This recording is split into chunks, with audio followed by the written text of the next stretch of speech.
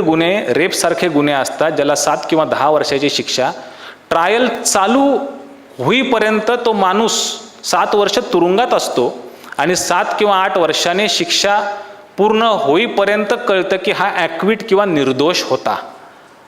म्हणजे इतके वर्ष ट्रायलला लागू नयेत म्हणून सुप्रीम कोर्टसुद्धा आर्टिफिशियल इंटेलिजन्सचा वापर करतं, हे मला तुम्हाला सांगायचं आहे. मित्रांनो, ह्या नवीन टेक्नॉलॉजीमुळे गुन्ह्यांचं स्वरूप कसं बदलत चाललंय. जुन्या काळामध्ये जे दरोडेखोर असायचे, जे बँकेवरती दरोडा टाकायचे, तर असं विचार करा, एखाद्या बँकेमध्ये 4 किंवा 5 दरोडेखोर घुसले, हातामध्ये बंदूक आहे आणि मोठ्या मोठ्या सूटकेस आहेत. एका सूटकेसमध्ये किती पैसे बसू शकतात? 1 किंवा 2 कोटी प्रत्येक सूटकेसमध्ये बसतील. 4 लोकांच्याकडं 5-6 कोटी रुपये ते घेऊ जाऊ शकतात फिजिकली. पुण्यामध्ये कॉस्मॉस बँकेवरती 98 कोटीचा दरोडा पडला 4 वर्षापूर्वी. चोर बसले होते हाँगकाँगमध्ये, दरोडा पडला पुण्यामध्ये. आणि मी तुमच्याशी जितका वेळ बोलतोय ना, इतक्या वेळामध्ये 98-100 कोटी त्या बँकेतनं गहाळ झाले होते. असं हे गुन्ह्यांचं स्वरूप मित्रांनो बदलत चाललेलं आहे. तुम्हाला आश्चर्य वाटेल, अमेरिकेमध्ये खून झाला होता. एका महिलेचा फ्लोरिडामध्ये खून झाला होता. तिला एक विशिष्ट श्रीमंत महिला होती, तिला विशिष्ट प्रकारचं पॉयझन, विष देऊन मारण्यात आलं होतं. हा गुन्ह्याचा शोध FBI लावला कसा माहिती का? FBI गुगलला प्रश्न विचारला की हे दुर्मिळ असणारं जे द्रव्य किंवा विष पॉयझन आहे, ह्याच्याबद्दल गुगलवरती गेल्या महिन्याभरात कुणी विचारणा केली होती. आणि गुगलने मग ते झटकन सांगितलं की ह्या 50 लोकांनी गेल्या महिन्याभरामध्ये ह्या विषयाबद्दल की हे विष कुठं मिळतं ह्याच्याबद्दल गुगलवरती सर्च केला होता. मग कोण 50 लोक? मग झटकन त्यांचे IP ॲड्रेस काढले. मग कुठल्या भागातले हे 50 लोक होते? एखादा न्यूयॉर्कचा, एखादा वॉशिंग्टनचा, मग कॅलिफोर्नियाचे किती होते, जिथं ती महिला राहायची तिथले 4 लोक होते. कोण 4 लोक होते? मग त्याच्यातला एक तिचा सख्खा भाचा, जो तिला रोज भेटणारा होता. म्हणजे मी तुमच्याशी जितका वेळात हे सांगतोय तितक्या वेळामध्ये पोलिसांनी आरोपीला पकडलं होतं. इतकं मित्रांनो, ह्या आपल्या आजच्या युगामध्ये आपण पारदर्शक जगामध्ये जगत आहोत. Voice modulation. कित्येक वेळा तुमचे मुलं समजा परगावी राहतात आणि तुम्हाला समजा कोणीतरी सांगितलं की तुमच्या मुलाचा अमक्या ठिकाणी ॲक्सिडेंट झालेला आहे आणि तुम्ही ह्या माझ्या मोबाईलवरती पैसे पाठवा. तुम्ही सांगणार नाही, मी काय असं पाठवणार नाही, माझ्या मुलाशी बोलणं करून द्या. तर तंतोतंत तुमच्या मुलाचा आवाज या मोबाईलच्या ॲप्लिकेशनच्या द्वारे निघतो आणि तुम्ही त्याला सांगितलं की माझ्या मुलाला फोन दे, तर खरंच हो पप्पा मी पडलो, माझा हात मोडला आहे, ॲक्सिडेंट झाला आहे, हे काका सांगतायत ते खरं आहे, हॉस्पिटल समोर आहे, मला लवकरात लवकर मदत हवी आहे आणि तुम्ही ह्या काकांच्या अकाउंटला 11, 12, 15 हजार रुपये टाका. अशा प्रकारच्या गुन्ह्यांच्या मध्ये मित्रांनो वाढ व्हायला लागलेली आहे. आमच्याकडे जिथं दिल्लीला मी राहतो, मयूर विहार नावाचा एरिया, तिथं एका दक्षिण भारतातल्या साऊथ इंडियन एक मंदिर आहे, तिथं चोरी झाली होती. त्या देवाच्या मंदिरातल्या देवाच्या अंगावरती भरपूर दागिने होते. ते दागिने रात्री 3 वाजता 4 चोर घुसले आणि ते दागिने त्यांनी चोरले. हे सगळं दृश्य CCTV वरती दिसलं. त्या चोरांना 1 तासात पोलिसांनी पकडलं. कसं माहिती का? त्या चोरांपैकी एक चोर गाडीत बसलेला होता, 2 चोर मंदिराच्या आत घुसलेले होते आणि एक चोर दारावरती पहारा देत होता. हा दारावरती पहारा देत असणाऱ्या चोराला कुणाचा तरी फोन आला म्हणून त्यांनी फोन उचलला, किंवा बहुतेक तो आतल्या माणसाला सांगत असेल की पटकन चोरी करा, पोलीस येऊ शकतात, असं काहीतरी संभाषण चालू असेल. पोलिसांनी CCTV मध्ये ते पाहिलं की अरे हा फोनवरती बोलतोय. बस पोलिसांनी लगेच तिथला जो मोबाईल टावर होता त्या मोबाईल टावरला विचारणा केली की रात्री 3 वाजता इथं कुणाच्या मोबाईल टावरसाठी किंवा मोबाईलच्या द्वारे टावरला कम्युनिकेशन होत होतं. नुसता फोन असणं वेगळं आणि फोनचा कॉल असणं वेगळं. तर कुणाचे कॉल्स या टावरच्या द्वारे संचालित झाले होते हे आम्हाला सांगा. मग तेव्हा 3-4 लोकांचे कॉल्स त्यांना दिसले. मग कोण 3-4 लोक? मग हे 3 लोक तर रोजच इथं राहणारे आहेत. मग हा एक जो आहे हा रोजचं लोकेशन त्याचं ह्या भागातलं नाही आणि त्याला कॉल आला होता. मग तो कोण माणूस होता? त्याचं लोकेशन जितकं मी तुमच्याशी आत्ता ज्या वेळात बोलतोय तितक्या वेळामध्ये त्याचं लोकेशन पोलिसांनी ट्रेस करून त्याला पकडलं होतं. असं मित्रांनो, आजच्या जगामध्ये आपण पूर्णपणे पारदर्शक युगामध्ये राहत आहोत. आणि म्हणून आर्टिफिशियल इंटेलिजन्सच्या जमान्यामध्ये 5 गोष्टी लक्षात ठेवणं गरजेचं आहे.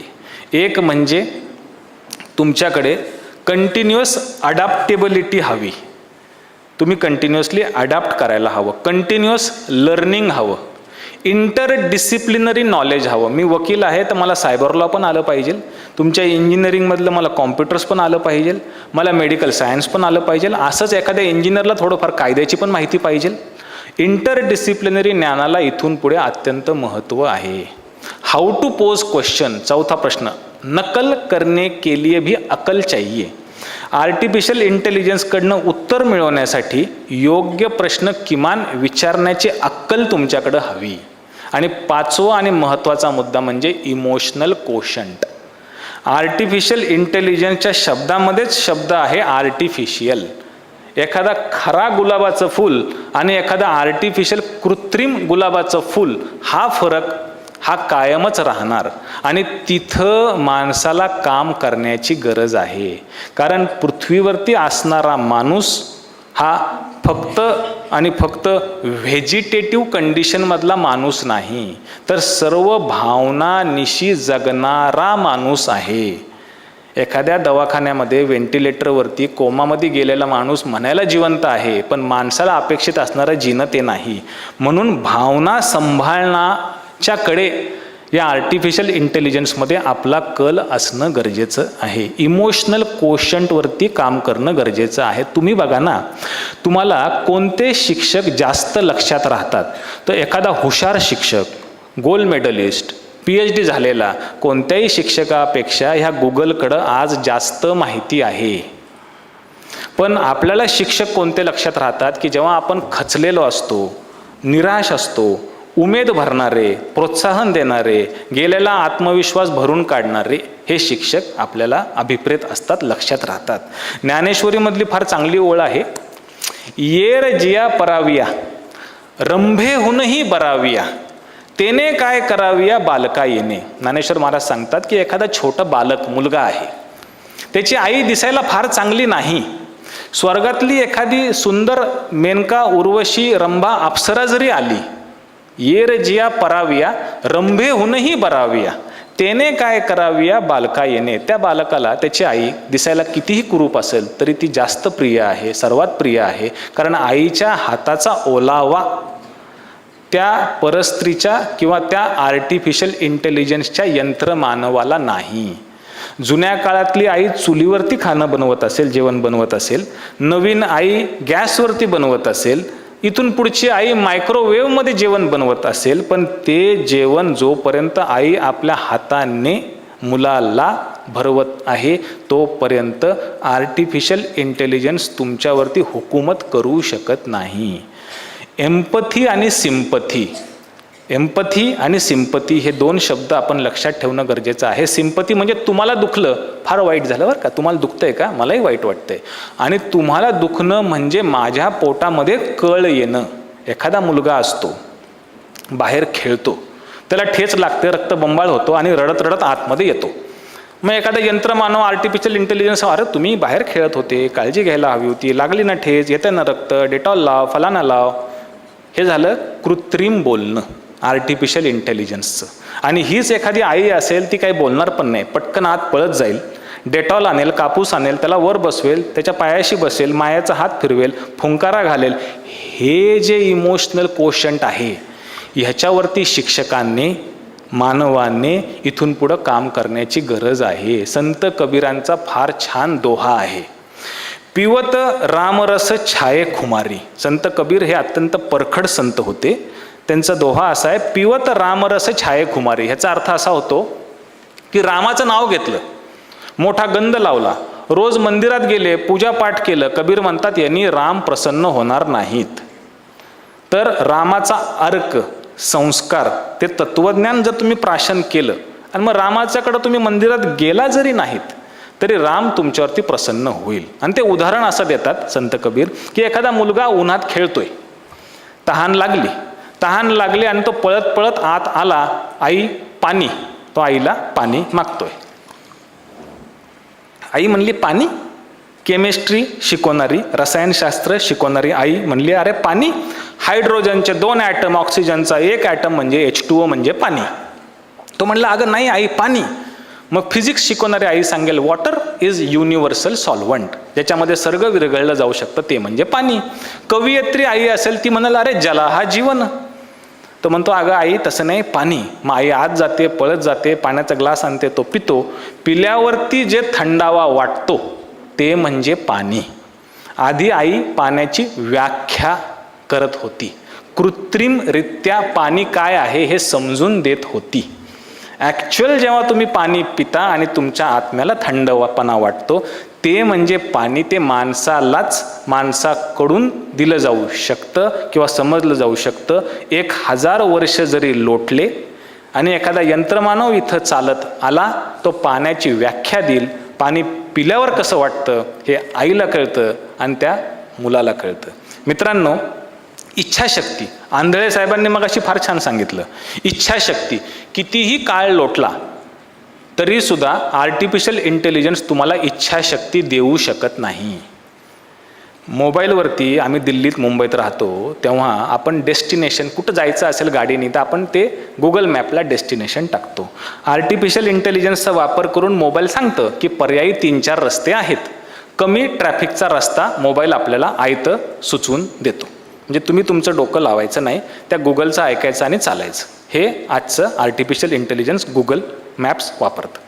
पण डेस्टिनेशन टाकताना रविवारचा किंवा शुक्रवारचा वेळ आहे, मग इथं एखाद्या चांगल्या कार्यक्रमाला यायचं का बाहेर कुठंतरी वायफळ वेळ घालवायचा हे तुम्हाला आर्टिफिशियल इंटेलिजन्स सांगणार नाही. ती इच्छाशक्ती, तो विवेक हा तुमच्याकडे असावा लागतो. एखाद्या डेस्टिनेशनमध्ये दारूच्या दुकानाचा ॲड्रेस टाकायचा का लायब्ररीचा ॲड्रेस टाकायचा हे तुम्ही तुमचं मित्रांनो ठरवायला हवं. स्वामी विवेकानंद सांगतात की एखादी रेलगाडी ह्याच्यापेक्षा त्याच्या बाजूनी चालणारी मुंगी ही जास्त शक्तिशाली आहे, कारण मुंगीला स्वतःची विचार करण्याची क्षमता आहे. आर्टिफिशियल इंटेलिजन्स तुम्हाला सगळं देऊ शकतं, मात्र इच्छाशक्ती देऊ शकत नाही. नील आर्मस्ट्रॉंग पृथ्वीवरनं चंद्रापर्यंत गेलेला पहिला माणूस ज्यांनी चंद्रावरती पाय ठेवला, नील आर्मस्ट्रॉंग. 1969 Apollo 11 mission. आज आपण काय करतो, एखादी बिल्डिंग चढायची आहे, 4 मजल्याची बिल्डिंग आहे, लिफ्टचा वापर करतो. चूक नाही आहे, पण आपण आपली क्षमता कमी करतो. कधी लिफ्ट बंद पडली तर मग वरच्या मजल्यावर जायचंच नाही, पार्किंगमध्ये झोपायचं का? तर मित्रांनो, नील आर्मस्ट्रॉंग जेव्हा चंद्रावरती गेला होता 1969 साली, तेव्हा ते पूर्ण अपोलो 11 मिशन, मी जरी वकील असलो तरी मी 11वी 12वी सायन्सचा विद्यार्थी आहे. मला खरं तर सायन्सचे विषय इतके आवडायचे आणि आवडतात की आजही दिल्लीच्या ऑफिसमध्ये माझ्याकडे सायन्सचे मॅगझिन्स येतात. वडिलांच्या सांगण्याखातर मी वकील झालो, नाही तर मला शास्त्रज्ञ व्हायचं होतं. इतकं मला सायन्स आवडतं. अपोलो 11 मिशन कसं काम करतं हे मी स्वतः सगळं वाचलं होतं. शेवटच्या क्षणी जेव्हा चंद्रावरनं ते यान चंद्राच्या पृष्ठभागावरती उतरणार असतं, पूर्णपणे ऑटो पायलट मोडवरती ते लुनार मॉड्यूल चंद्रावरती नील आर्मस्ट्रॉंगला घेऊन उतरणार होतं. चंद्रावरती उतरत असताना, म्हणजे का माणसाकडे स्वतःची क्षमता हवी, ऑटो पायलट फॅसिलिटी असताना सुद्धा, त्याचं तुम्हाला मी उत्तम उदाहरण देतो. 15-20 सेकंदाचं फक्त इंधन त्याच्यामध्ये उरलेलं होतं त्या लुनार मॉड्यूलमध्ये, आणि खाली उतरत असताना ते गडबड करायला लागलं मॉड्यूल, कारण खाली त्याला स्पष्ट अशी सपाट भूमी दिसत नव्हती, खडकं होते. आणि मग फक्त 15 सेकंदाचं इंधन उरलंय. मग नील आर्मस्ट्रॉंगनी ते ऑटो पायलट बंद करून टाकलं, बिल्डिंगची लिफ्ट बंद करून टाकली, यानाचा ताबा स्वतः घेतला आणि स्वतः ते सक्सेसफुली ते चंद्रावरती लँड झालं. म्हणजे तंत्रज्ञानाचा, गाडीचा, मोटरसायकलचा वापर करा, पण आज मोटरसायकलच नाही, मग आता कशाला एवढं 100-200-500 मीटर आपण चालत जायचं? अर्धा किलोमीटर तरी किंवा 1 किलोमीटर तरी आपली चालण्याची, पळण्याची क्षमता ही आपल्याकडनं या तंत्रज्ञानाच्या जगामध्ये मित्रांनो अपेक्षित आहे. आणि आजचा अजून किती 10 मिनटं आहे, 10-15 मिनटं. आजच्या युगामध्ये जो आपला मुख्य विषय की स्पिरिच्युअल नॉलेजची का ह्या तंत्रज्ञानाच्या किंवा आर्टिफिशियल इंटेलिजन्सच्या युगामध्ये गरज आहे, तर मित्रांनो, कल्चर म्हणजे आपले संस्कार किंवा संस्कृती. ह्याची का गरज आहे? तर मित्रांनो असं आहे, जेव्हा वर्ल्ड वॉर II चाललं होतं, विश्वयुद्ध 2, दुसरं महायुद्ध, तेव्हा मुख्य खुर्चीवरती इंग्लंड होतं आणि मागच्या खुर्चीवरती अमेरिका होतं. इंग्लंड जगाचं नेतृत्व करत होतं. जसं त्या पर्ल हार्बरवरती अटॅक झाला आणि अमेरिकेने हिरोशिमा नागासाकीवरती ॲटम बॉम्ब टाकला, तेव्हा जगामध्ये हा संदेश गेला की ज्याच्याकडं पैसे आहेत, ज्याच्याकडं टेक्नॉलॉजी आहे, तो जगाची महासत्ता.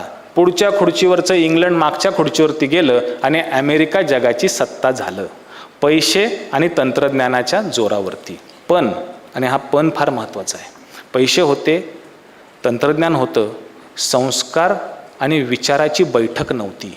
ह्या अमेरिकेमध्ये आजची लोकसंख्या 33 कोटी आहे आणि तिथं बंदुका 40 कोटी आहेत.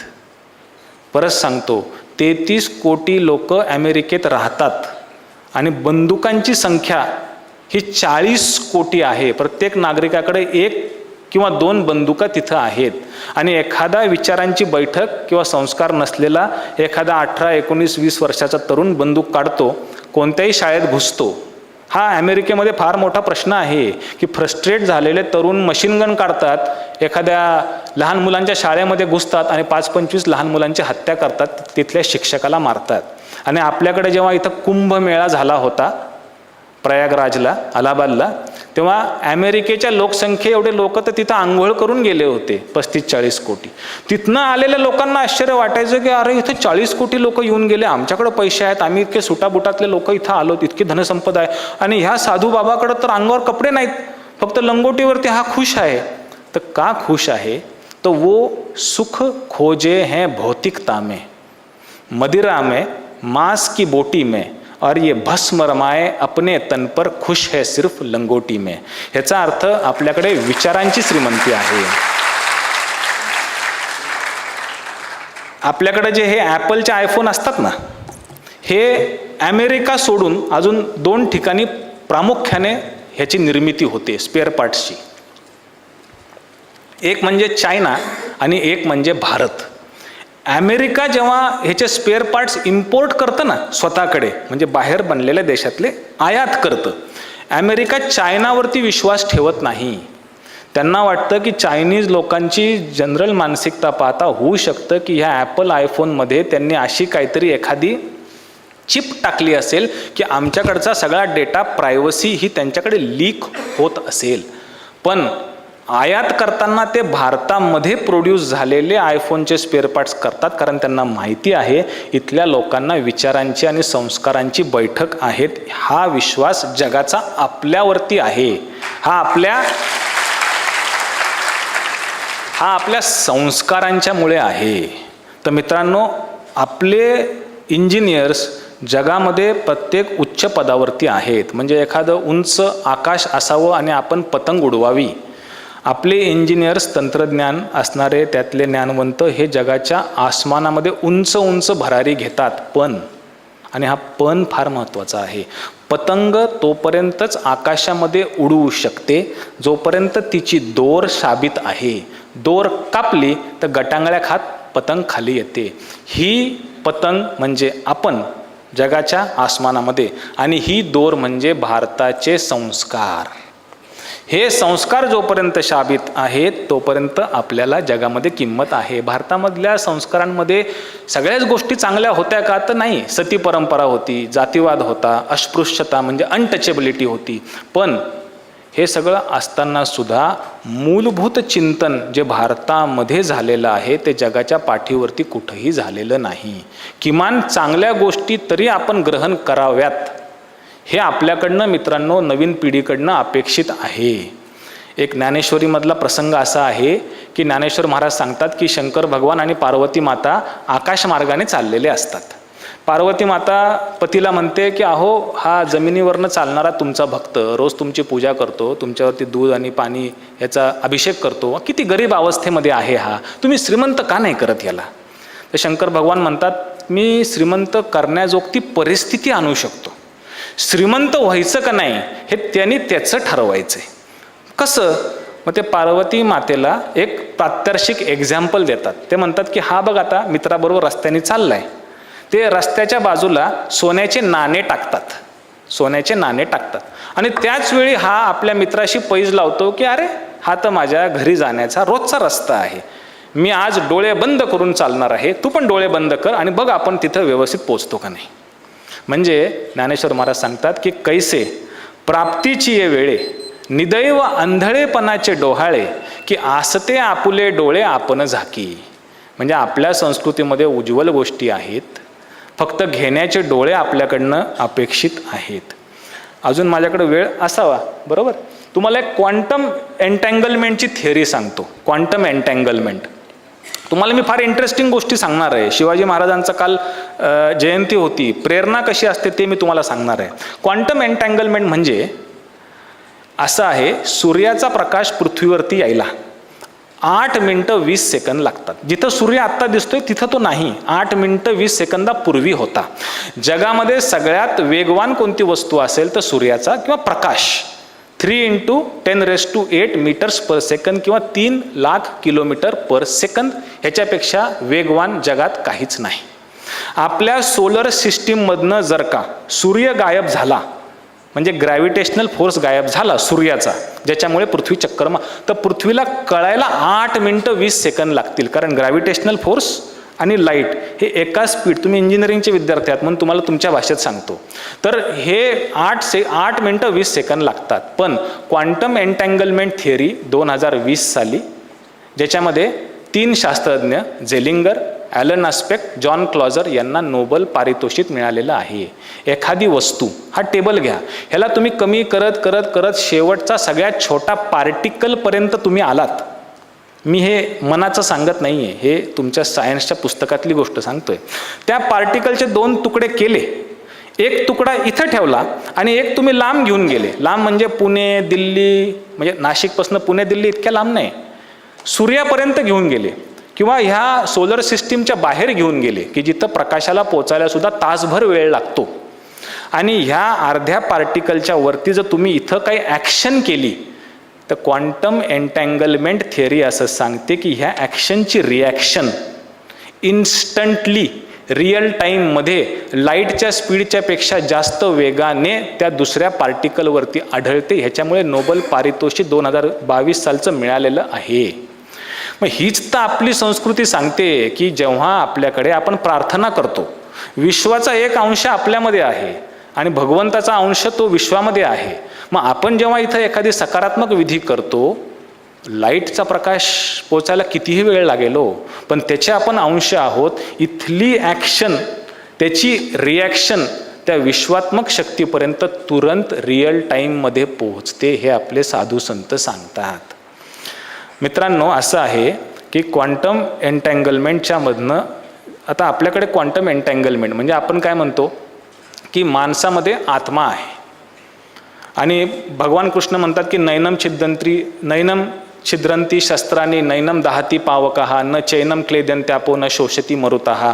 म्हणजे असं परम तत्व आहे की जे कापता येत नाही शस्त्राने, पाणी भिजवू शकत नाही, अग्नी जाळू शकत नाही, वारं सुकू आपण प्रश्न विचारतो भगवद्गीतेमध्ये, कृष्ण असं कसं काय म्हणू शकतो की आत्मा असतं? कोणी पाहिली का आत्मा? माणूस मरताना अशा आत्मा निघून जाते का?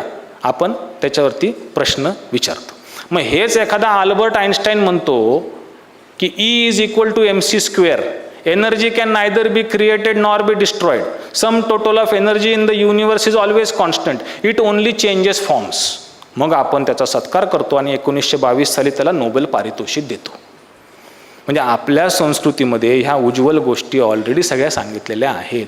क्वांटम कम्प्युटर्स, आता क्वांटम एन्टँगलमेंटमधनं क्वांटम कम्प्युटर्सची निर्मिती होत आहे. क्वांटम कम्प्युटर म्हणजे सामान्य कॉम्प्युटरला ज्या गोष्टीचा शोध लावायला कैक वर्ष लागू शकतात, क्वांटम एन्टँगलमेंटच्या द्वारे तयार झालेलं क्वांटम कम्प्युटर कितीही क्लिष्ट प्रश्न जो सामान्य कॉम्प्युटरला सोडवायला 50-60 वर्ष लागू शकतात, तो 5 मिनिटामध्ये सोडवणार आहे. हे इथून पुढचं तंत्रज्ञान आहे. करोना व्हायरस आला, इंजेक्शन काढण्यासाठी जगभरामध्ये धावपळ झाली, लगेच इंजेक्शन निघालं का नाही निघालं? व्हायरसचे कॅरेक्टरिस्टिक फीचर्स काय? त्या व्हायरसवरती एखादी लस काढल्यावरती माणसाला जर ते लसीकरण केलं, मग वयस्कर माणसांवरती काय प्रभाव होईल, शुगरच्या माणसावर काय प्रभाव होईल, थायरॉइडच्या माणसावर काय, बालकांच्या वरती काय, हे परम्युटेशन कॉम्बिनेशन सामान्य कॉम्प्युटरच्या कक्षेबाहेरचं किंवा वेळ खाऊ आहे. क्वांटम कॉम्प्युटर ज्या दिवशी येईल त्या दिवशी तो व्हायरस आणि त्याचे गुणधर्म टाकायचे. जितक्या माणसांचे 5, 25, 50 थायरॉइडचा माणूस, शुगरचा माणूस, वयस्कर माणूस, बालक, एखादा आंधळा माणूस किंवा अनेक ऑपरेशन झालेला, या सगळ्यांचे गुणधर्म त्या कॉम्प्युटरमध्ये फीड करायचे. 5 मिनिटामध्ये कोणतीही लस तयार होऊ शकते. हे क्वांटम कॉम्प्युटरचं येणारं युग आहे. आणि त्याच्यासाठी गरजेचं काय माहिती का? क्वांटम कॉम्प्युटर्ससाठी बहुमूल्य गरजेची गोष्ट आहे विलो चिप. गुगलनी शोधलेली विलो चिप. ही चिप काय आहे तुम्हाला सांगतो. सतत भाषणामुळे थोडासा घसा माझा कोरडा पडतोय. विलो चिप ही गुगलनी चिप काढली. क्वांटम कॉम्प्युटरचा आधार आहे विलो चिप. त्याच्याशिवाय हे कॉम्प्युटर काम करत नाही. ह्या चिपची बेसिक कंडिशन काय माहिती का? ह्याला एकांत लागतो. थोडंही वातावरणामध्ये स्पंदन आले, डिस्टर्बन्स आला तर हे चिप योग्य रिझल्ट देत नाही. मग तेच तर गौतम बुद्ध आणि महावीर भगवान सांगत होते. 7.5 वर्ष गौतम बुद्ध हे वनामध्ये गेले आणि सिद्धार्थचे गौतम बुद्ध झाले, एकांतात बसले, निर्वाण मिळालं. महावीर भगवान हे पण एकांतामध्ये गेले. ध्यान, आपण जे म्हणतो की ध्यान लावून मेडिटेट करून काय होणार आहे, तर विलो चिप सुद्धा सांगते की ध्यान केल्याशिवाय योग्य रिझल्ट मिळत नाही. ही मित्रांनो आपली भारतीय संस्कृती आहे. भारतीय संस्कृतीमध्ये धार्मिक असणं आणि आध्यात्मिक असणं ह्याच्यात जमीन आसमानाचा फरक आहे. तुम्ही हिंदू असाल, भगवद्गीता, रामायण, महाभारत वाचत असाल, मंदिरात जात असाल, पूजा तुम्ही धार्मिक आहात, धर्म पाळताय. मुस्लिम असाल, कुराण वाचताय, मस्जिदीमध्ये जाताय. ख्रिश्चन असाल, बायबल वाचताय, चर्च. हे म्हणजे धार्मिकता. धार्मिकता म्हणजे आध्यात्मिकता नव्हे. माझा आजचा विषय जो आहे तो आहे अध्यात्माची गरज. आर्टिफिशियल इंटेलिजन्सच्या युगामध्ये सर्व धर्मांच्या तळाशी असणारं जे तत्व, परमतत्व आहे. उदाहरण द्यायचं तर हिंदू मुलगा आईला आई म्हणतो, उत्तर भारतातला मा म्हणतो, माता म्हणतो, माताजी म्हणतो. मुस्लिम मुलगा त्याच्या आईला अम्मी म्हणतो, ख्रिश्चन मुलगा मदर म्हणतो. तो काही म्हणू किंवा एखादा मुका मुलगा आई म्हणू शकला नाही तरी आईचं त्याच्या बाबतीतलं जे प्रेम आहे ते कुठंही खंडित होत नाही. ते मुळाशी असणारं तत्व हे धर्माच्या पलीकडचं असतं, ते आतलं असतं, ते म्हणजे आध्यात्मिक तत्व.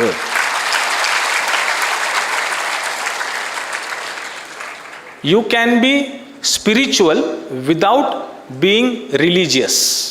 तुम्ही कोणत्याही धर्माचे नसताना सुद्धा आध्यात्मिक असू शकता. आणि आध्यात्मिक असण्यासाठी धार्मिक असण्याची गरज नाही, मंदिरात जाण्याची गरज नाही. म्हणून मित्रांनो, युरी गागरिन 1961 साली जे कोल्ड वॉर, शीतयुद्ध, हिस्ट्रीचा अभ्यास कोणी केला असेल तर त्यांना माहिती आहे, अमेरिकामध्ये आणि रशियामध्ये कोल्ड वॉर सुरू झालं होतं. आणि कोल्ड वॉरमध्ये त्यांचं जो ध्येय होता तो होता स्पेस, म्हणजे पृथ्वीच्या अंतराळावरती कब्जा करणे. आणि पृथ्वीवरच्या अंतराळामध्ये, स्पेसमध्ये सर्वात प्रथम कोण जाऊ शकतं, कोण यान पाठवू शकतं, म्हणून ती शर्यत सुरू झाली. युरी गगरिन वॉस्टॉक नावाच्या 1961 सालच्या त्या यानाद्वारे पहिला ॲस्ट्रोनॉट जो पृथ्वीच्या ग्रॅव्हिटेशनल फोर्सच्या पलीकडे स्पेसमध्ये गेला आणि काय म्हटलं माहिती का?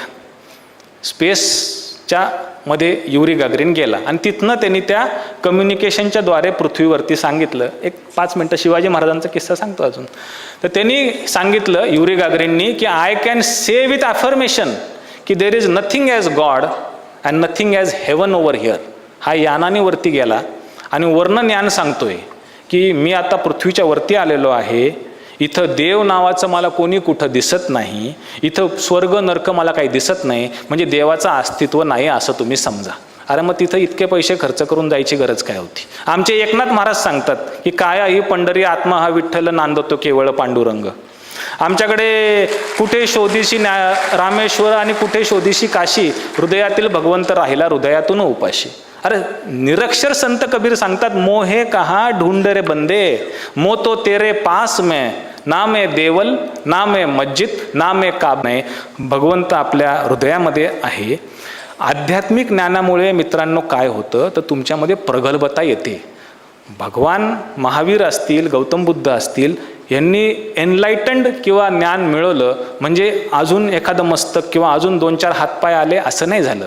दृष्टिकोन बदलला, प्रगल्भता आली आणि ही प्रगल्भता आयुष्यामध्ये तुमची किंमत ठरवते. एखादं काम करताना काम तेच आहे, पण काम करण्यामागचा तुमचा हेतू कोणता याच्यावरनं जगाच्या बाजारपेठेमध्ये तुमची किंमत ठरते. एखादा सीमेवरचा सैनिक 4 आतंकवाद्यांना मारतो, त्यांची हत्या करतो, आपण त्याला परमोच्च पुरस्कार देतो, राष्ट्राचं रक्षण केलं म्हणून. एखादा दरोडेखोर घरामध्ये घुसतो आणि चोरी करताना कोणतरी पकडलं म्हणून 4 लोकांना गोळ्या घालून मारतो, आपण त्याला फाशीची शिक्षा देतो. कृती तीच आहे, त्याच्या मागचा हेतू वेगळा आहे. आणि हा जो हेतू आहे हा तुमचा जितका उज्ज्वल होत जाईल तितका तुमचा दर्जा वाढतो. आणि म्हणून आध्यात्मिक ज्ञानाची गरज आहे. उदाहरण देऊन सांगायचं तर तुम्ही आता सगळे कॉलेजच्या वयातली मुलं आहात. एक कॉलेजमधलं एक गाणं समजा असं असायचं की रफ्ता रफ्ता वो मेरे अस्ती का सामा हो गए, पहले जा फिर जाने जाना. म्हणजे एखादा कॉलेजचा मुलगा एखाद्या मैत्रिणीसाठी कट्ट्यावरती गाणं म्हणतोय की रफ्ता रफ्ता वो मेरे अस्ती का सामा हो गए, पहले जा फिर जाने जाना हो गए, दिन ब दिन बढ़ती गई हुस्न की रानाइयाँ, पहले गुल फिर गुलबदन फिर गुलबदामा हो गए. 16 वर्षाचा मुलगा गाणं म्हणतोय. आता हेच गाणं अजून एक 16 वर्षाचा मुलगा म्हणतोय. ऐका बरं का. त्या 16 वर्षाच्या मुलाचं नाव आहे संत ज्ञानेश्वर महाराज. तो 16 वर्षाचा मुलगा उभा आहे पंढरपूरच्या पांडुरंगाच्या मंदिरामध्ये आणि ज्या स्वरूपाचं वर्णन करतोय ते आहे विठ्ठलाची मूर्ती.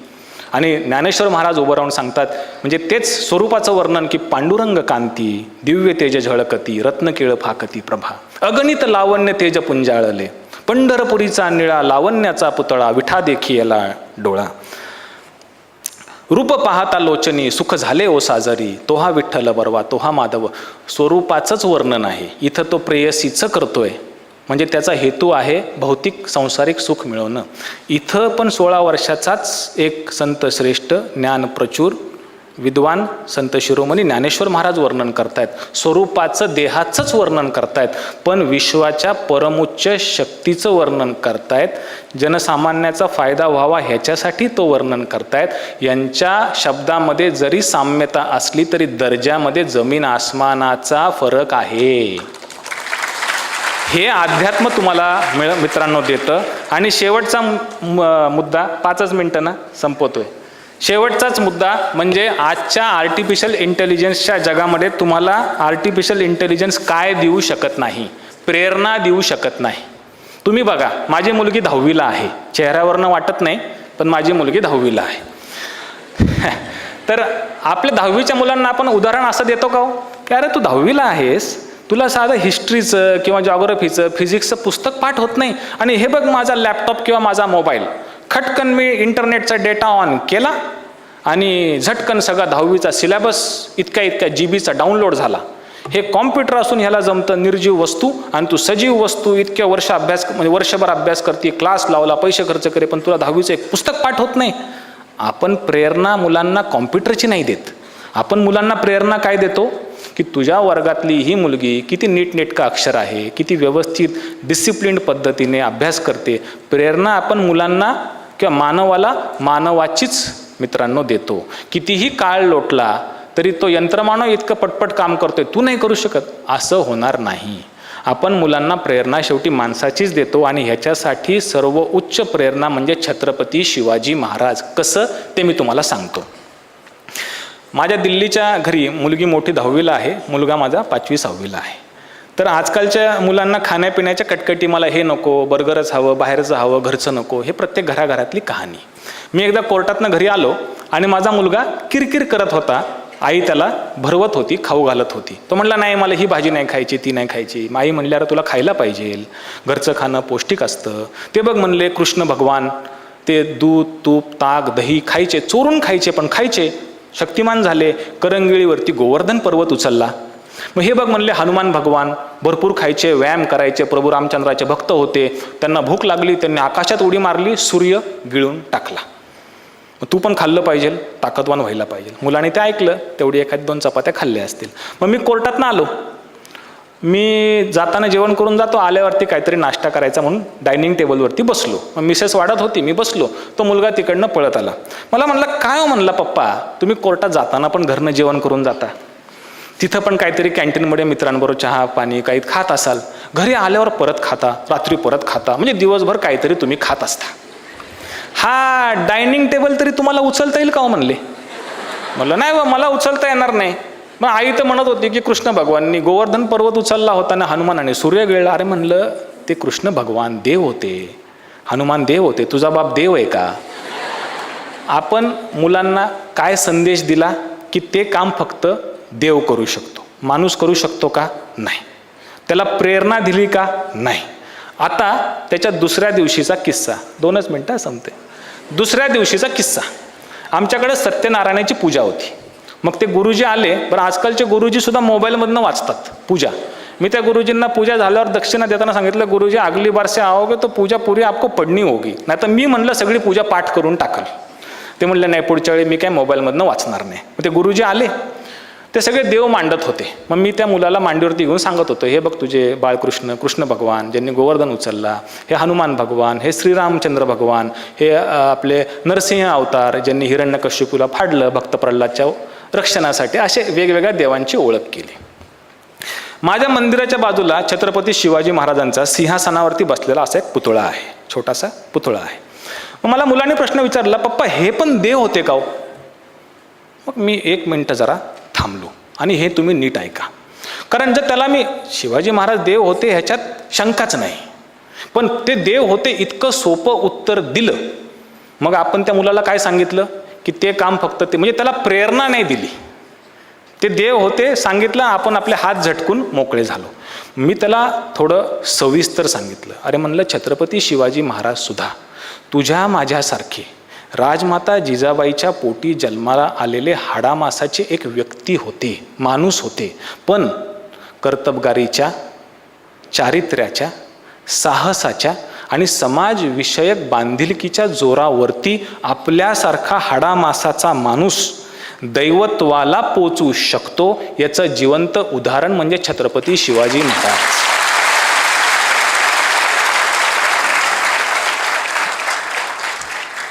मंदिरात, त्याला मी पुढे असं सांगितलं, मंदिरात देव आहेत, ते मंदिरात राहू शकले कारण छत्रपती शिवाजी महाराज बाजूला बसून आहेत. आदिलशहाच्या बिजापूरच्या दरबारामध्ये अफजल खान विडा उचलतो आणि मराठी माणसांची अस्मिता बेचिराग करण्यासाठी महाराष्ट्रावरती बिजापूरवरनं चाल करून येतो, मंदिरांची विटंबना करतो, तुळजापूरच्या तुळजा भवानीच्या वरती गदाप्रहार करतो. स्वर्गातले देव तुळजापूरच्या तुळजा भवानीचं रक्षण करायला येत नाहीत. मराठी मातीमध्ये जन्माला आलेला एक छत्रपती शिवाजी महाराज शेवटी तलवार घेऊन त्याच्यावर धावतात आणि मराठी माणसाची अस्मिता राखतात. हे मी म्हणतोय असं नाही. शिवाजी महाराजांच्या आयुष्यामधला सगळ्यात मोठा त्यांचा शत्रू औरंगजेब, तो सुद्धा कसा आहे, आपला माणूस आपल्या मातीमध्ये जन्मला, आपल्याला अभिमान वाटणारच. पण छत्रपती शिवाजी महाराज हे व्यक्तिमत्व असं होतं, हे आर्टिफिशियल इंटेलिजन्सच्या जमान्यात तुम्ही लक्षात ठेवलं पाहिजे की शिवाजी महाराजांच्या कर्तबगारीची प्रशंसा दुश्मन, शत्रू करत होते. औरंगजेब साधा सुद्धा राजा नव्हता. 5 लाखाचं सैन्य औरंगजेबाच्याकडं होतं, 30,000 हत्ती होते.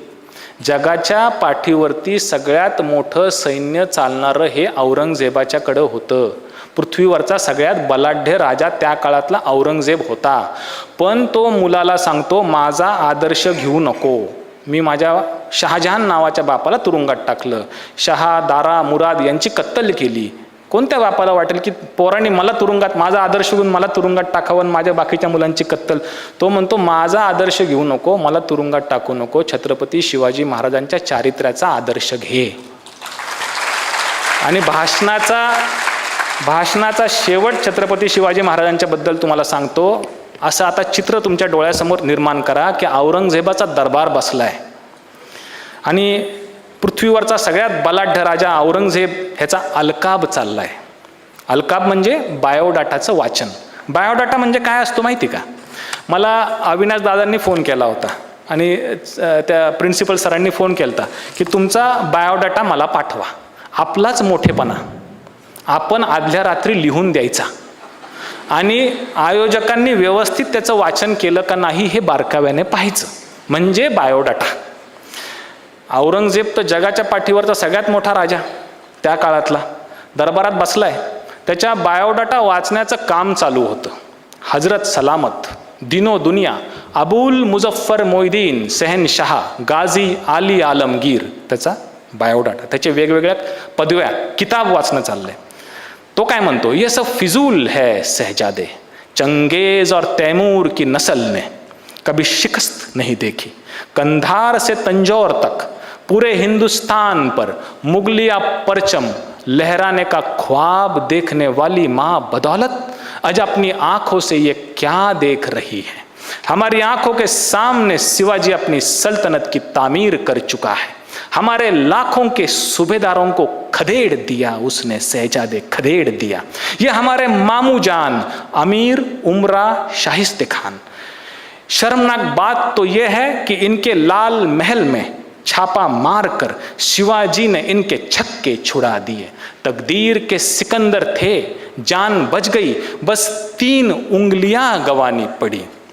ये हमारे सिपे सलागार राजा जसवंत सिंह, जोधपुर महाराजा, जंग में मराठों के वार इन्होंने अपने सीने पे नहीं शहजादे अपने पीठ पे खाए हैं. ये सूरत के खूबसूरत सूबेदार इनायत खान बहादुर, शिवाजी ने जब सूरत पे चढ़ाई की तो ये वहां से दुम दबा के भाग लिए शहजादे, दुम दबा के भाग लिए. ये हाबशी फौलाद खान जिनके हथेली पे मिठाई रख कर हमारी आगरा की कैद से शिवाजी फरार हो गए, सारे मंसूबों पर पानी फेर दिया. ये तबीयत खान, इनायत खान, भाव सिंह हदा, तमाम राजपूत, बुंदेली, तुर्क, ईरानी, उज्बेगी, मुगलिया फौजमंद सरदार, सबको शिकस्त दे दी है शिवाजी ने. सारी मुगलिया इज्जत मिट्टी में मिला दी है. आणि पुढचं वाक्य तो त्याच्या मुलाला शहजादाला सांगतो. प्रेरणा कशी घे छत्रपती शिवाजी महाराजांच्याकडनं. हाँ हाँ तौबा तौबा, क्यों फतेह हासिल होती है शिवाजी को. हमारी तरफ फौज, बारूद, तोफखाना, खजाना, हाथी, घोड़े, शिवाजी के पास तो कुछ भी नहीं है, फिर भी फतेह हासिल होती है उसे क्यों. क्यों ये कभी सोचा है तुमने शहजादे. शायद तुम ये कभी समझ ही नहीं पाओगे. औरत, शराब, नाच गाना, शिकार, मौज मस्ती, इश्क मोहब्बत में गिरफ्तार तुम जैसे बहादुर कभी सिवा को समझ ही नहीं पाओगे. सिवा ने मजबूत किले बनाए, अपनी फौज और अस्ल बदाई, नए जंगे बहरीत की ताबीद की है उसने, पर उससे भी ज्यादा न जीते जाने वाले लोग तैयार किए हैं सिवा ने. हमने सिवा के सरदारों को लाखों की जागीर लालच दी, पर उन जाबाज सरदारों ने हमारे जागीर के ऊपर थूक दिया शहजादे, थूक दिया. सिवा के सरदार थकते नहीं, सिवा के सरदार रुकते नहीं, सिवा के सरदार झुकते नहीं और सिवा के सरदार बिकते भी नहीं. अपने दुश्मनों के लिए शिवाजी चालाक है, पर उसका चाल चलन दूध की तरह साफ और सूरज की तरह चमकदार है. वो अपने दुश्मन के भी मजहब, मस्जिद, मौलवी, फकीर, औरतों की इज्जत करना जानता है. तभी तो उसकी इज्जत बुलंद मीनार की तरह सर उठाए आसमां को चूम रही है. इसमें कोई शक नहीं शहजादे की हम खुश नसीब है. हमें दुश्मन भी मिला तो सिवा जैसा, हमें दुश्मन भी मिला. शहजादे अगर हुकूमत करनी है तो सिवा का चलन सीखो, सिवा का चलन सीखो. असं हा औरंगजेब प्रेरणा देतोय मुलाला, तर ती माणसाची देतोय. आर्टिफिशियल इंटेलिजन्स किंवा एखाद्या रोबो यंत्रमानवाची देत नाही. हे मित्रांनो मला तुम्हाला सांगायचं होतं, म्हणून मी एवढं 1200-1500 किलोमीटर दिल्लीवरनं इथं आलेलो आहे. आणि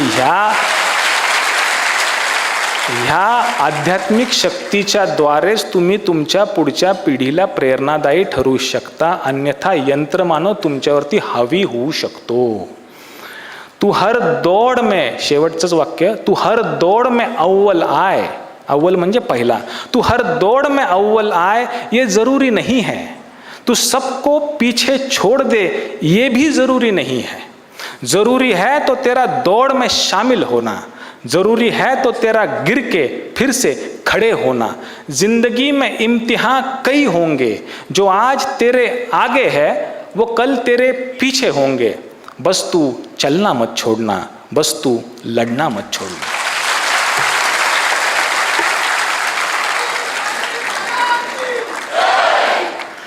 तर आज आयोजक माझ्याकडे बघतायत, त्यांनी इथं स्टॉपवॉचच लावून ठेवलं होतं. तुम्हाला वाटेल मी एवढं शिवाजी महाराजांचं वर्णन केलं तर मी काय बघून सांगत होतो का नाही. इतक्या आभाळा इतक्या मोठ्या माणसाचं वर्णन करताना त्यांचं कर्तृत्व आभाळा एवढं आहे, पण भक्ताला तर किमान न बघता सांगता यावं हे तुमच्या कार्यक्रमाची लिस्ट होती की सांगताना आयोजकांचं नाव चुकू नये म्हणून मी हातात ठेवलं होतं. शिवाजी महाराजांचं कर्तृत्व सांगण्यासाठी अशा कागदाची मला गरज नाही. मित्रांनो, आज आपण इथं सर्वांनी बोलवलं. उदयदादा घुगे, अविनाशदादा, वैभवदादा, प्रशांतदादा आव्हाड, हेमंत दात्रक साहेब, बसलेले सर्वच मंडळी, कोंडाजी मामा, आपण सर्वांनी मला आज इथे बोलवलं. खरं तर वी प्रोफेशनलच्या सगळ्याच कार्यक्रमाला मी पहिल्या दिवसाचा ओपनिंग बॅट्समन मी होतो. सगळे कार्यक्रम मी अटेंड केलेले आहेत. कार्यक्रम घेणं जर का कला आहे तर उदयदादा, प्रशांतदादा, अविनाशदादा, वैभवदादा, तुम्ही ह्या कलेचे महारथी आहात हे मान्य करावं लागेल. प्रत्येक कार्यक्रम सुनियोजित, घड्याळाची घटिका धरून आणि डिसिप्लिन पद्धतीने होत असतो, एवढंच सांगतो. आपण सर्वांनी शांतपणे मला ऐकलं, आपण बोलण्याची संधी दिली. आभारी आहे. धन्यवाद. खूप खूप धन्यवाद सर. एकदा जोरदार